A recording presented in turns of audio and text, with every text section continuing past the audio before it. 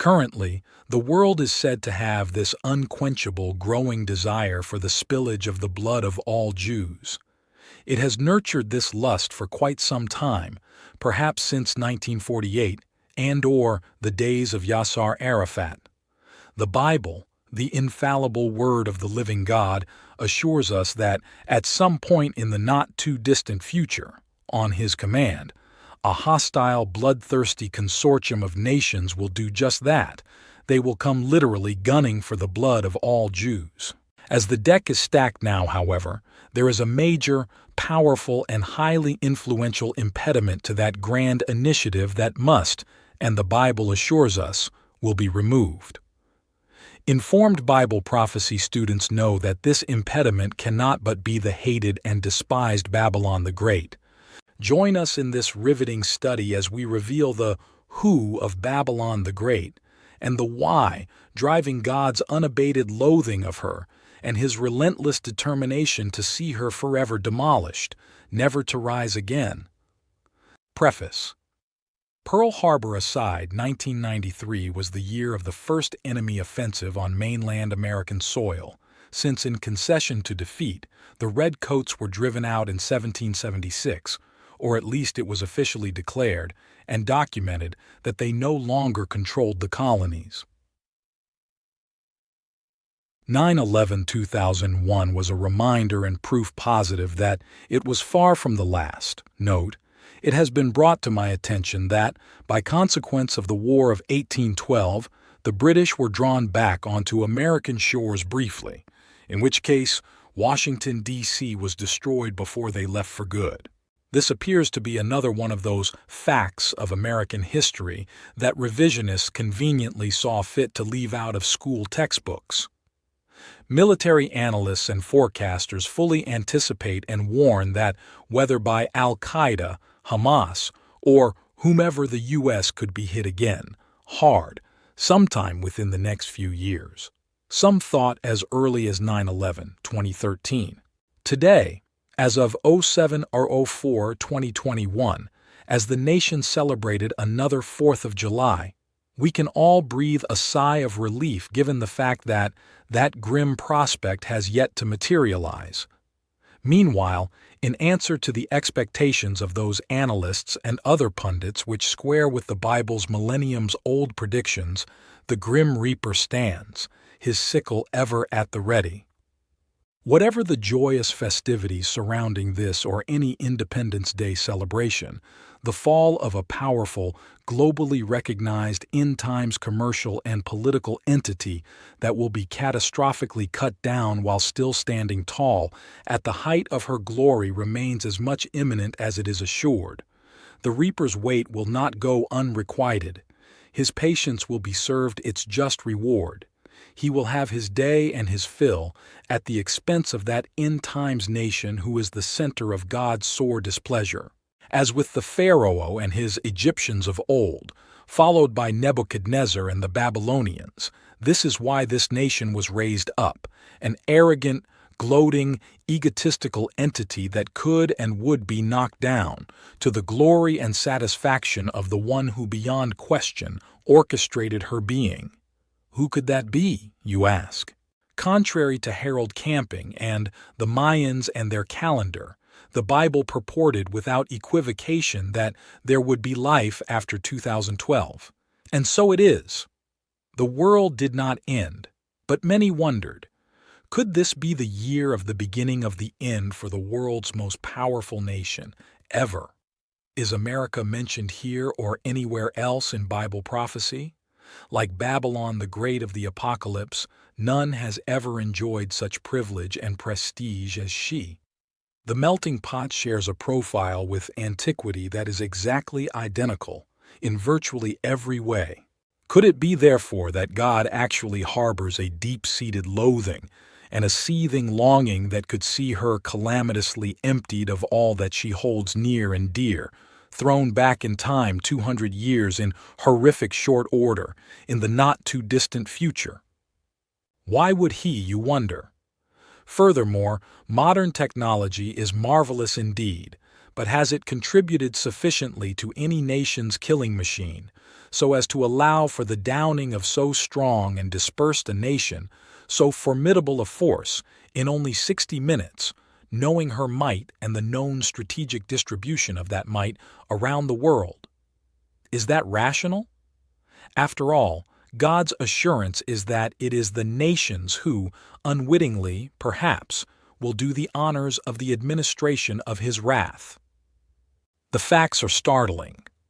By careful and thorough analysis and discussion of chapter 18 of the book of the Revelation in light of history, current events and modern technological killing mechanisms, this book promises to lay out and to establish in chilling detail that the Babylon the Great portrayed here is not an ancient entity, nor is she a future pet project of the beast, the Antichrist, by whom ancient Babylon is rebuilt, contrary to evangelical fundamentalist dogma, a metaphor and pet name to the Almighty, for an economic, commercial entity bred for destruction. She is per se not a city at all. Rather, this author will show in no uncertain terms that Babylon the Great prances today across the world scene, unwittingly, in a virtual dance of death, like an arrogant fool, blinded by excess, misled by her churches, used and abused by her politicians. She struts now, at this hour, as one fattened for slaughter. Overly satiated, she basks in the heat of an inconspicuous glare from eyes that stare continuously from a distance. They await the revelry as she is set ablaze and leveled to the ground, pummeled without mercy by rains that drop, as if from steaming hot clouds, shot straight up from the depths of hell. The technology of modern war and end-times killing machinery makes it so. Products and toys, complements of the unlocking of Pandora's box. Babylon the Great must be, and she will be humbled, by divine decree.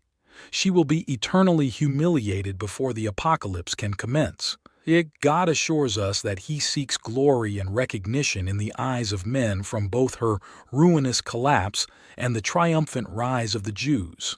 In the space of 60 minutes she will absorb an eternity of flames on her way to the lake by way of a millennial hell. So great is His hatred, so deep is His revulsion for her.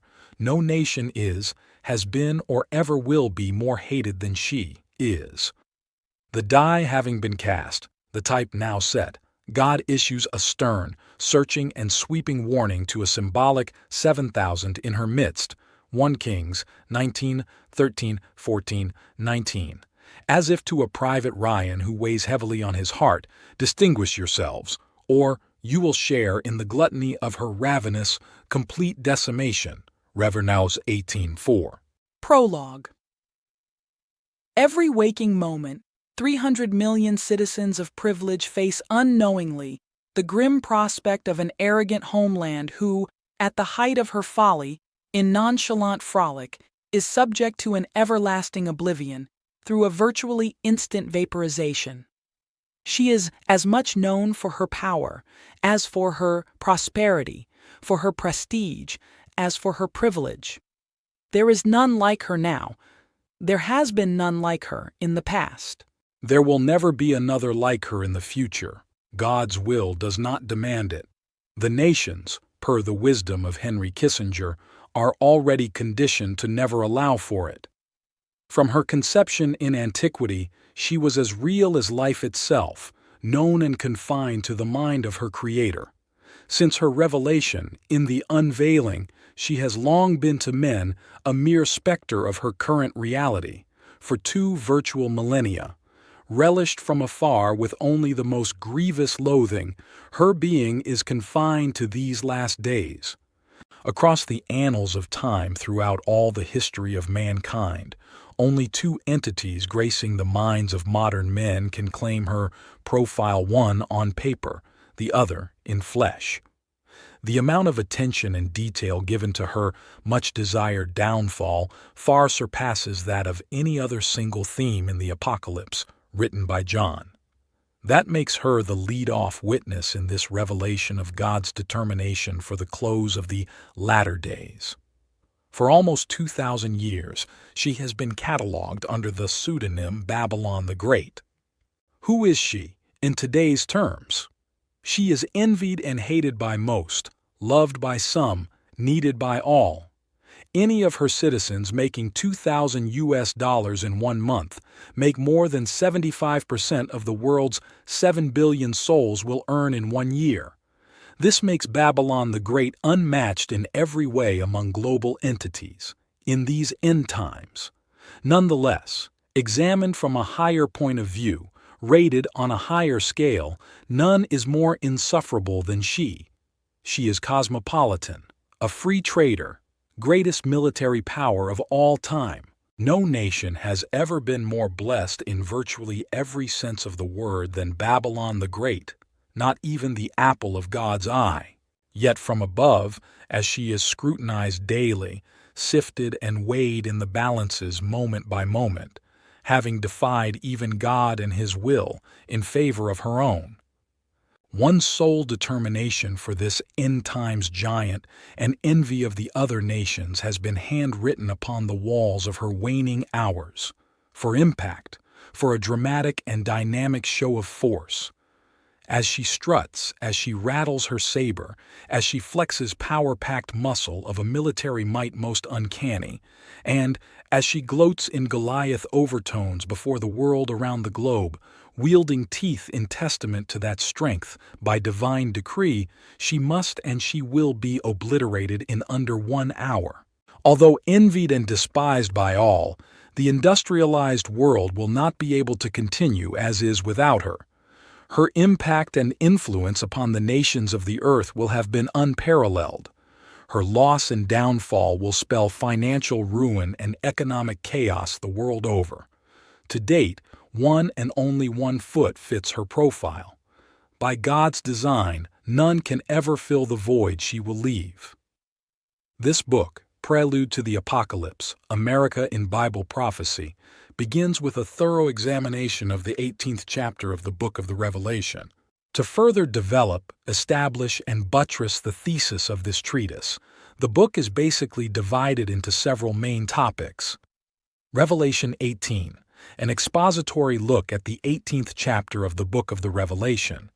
Gateway to Hell gets the ball rolling in terms of why the U.S. must be destroyed. Babylon the Great discusses and establishes the who behind the mask of Babylon the Great, in addition to showing, as well, that the profiles of Chapter 17 and Chapter 18 point to 2 entirely different entities. Whatever the similarities in names, Babylon the Great discusses at some length relevant history, current events, and textual perversions of Scripture widely held by white Protestant American evangelicals and fundamentalists. These discussions all coalesce so as to prove beyond a shadow of a doubt that Babylon the Great is not Babylon, Iraq. The Achilles heel sheds light in the area of the horrific technology that breathes life into a 2,000-year-old, otherwise lethargic Bible prediction, making it now an imminent reality. Trojan horse on 5th column recognizes that in order to effect so horrendous a collapse, some of the most advanced and technologically superior early warning systems on Earth must be compromised. In addition, Trojan horse, 5th column, illustrates how 9/11 demonstrated in broad daylight just how such a breach could and doubtless will be carried out, imperiling the lives of over 300 million unsuspecting souls. Notwithstanding her placement in the apocalyptic narrative, her fall is mandated so as to open the gateway to the apocalypse, foreseen by John, feared now by leaders around the world. With the U.S. occupation and engagement in Afghanistan drawing to a close as of 9/04/2013, and with the administration of current President Obama fishing for excuses to stay in the Middle East, based upon Syrian dictator Bashar al-Assad's alleged gassing of his civilian population, America's God-ordained doom could be much nearer than we might ever wish to imagine.